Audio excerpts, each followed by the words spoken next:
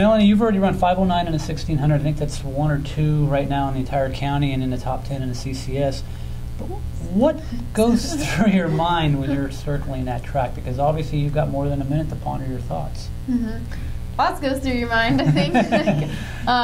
Kind of different things for each lap. First lap, you're trying to get out and figure out if you should stay, with the pack in the front or a little bit back or sit on their hip or lead or just whatever it is, trying to get a good first lap. And then second and third are probably the toughest mentally, just trying to, keep your pace, but the legs start to feel the fatigue. Sure. And so you're starting to get a little bit tired. But then come fourth lap, you just like, this is all I have left. Like when I always get to the 300 mark, I kind of think, well, this is when my race will be starting, so I'm just going to pour it on the rest. Can you compare the mile at all to cross country? Is it two totally different events? They're definitely totally different for me, because in the mile I feel like I'm sprinting compared to cross country, just because cross country, the race does, even though, a mile is about a third of it, of a cross country race, it still feels so much less, because cross country, you're out there and running up hills, and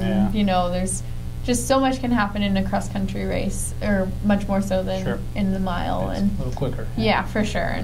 But I love them both. So.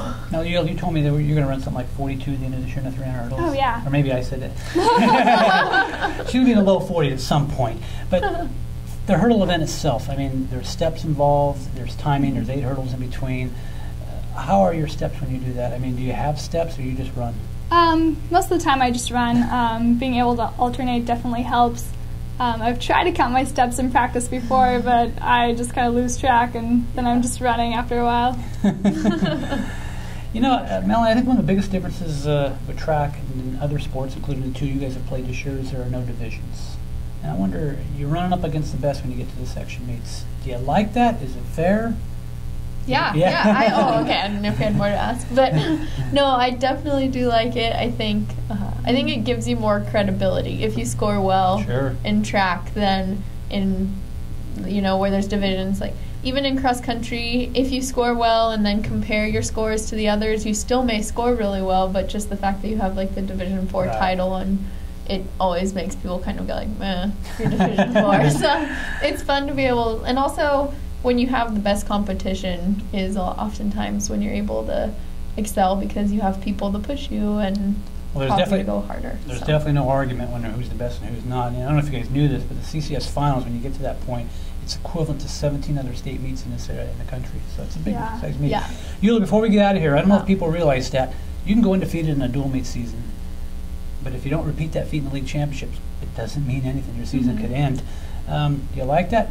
Pressure? Does it matter? Not really. I think you can't really judge a season from one meet, and there's so much that goes into it, so much hard work from, even preseason and just every day working hard, that I think, when you look back, it's all those little things that you did the entire season that really, define a successful season. So should there be maybe like qualifying marks to go along, so if you do have that one bad meet, you can move on?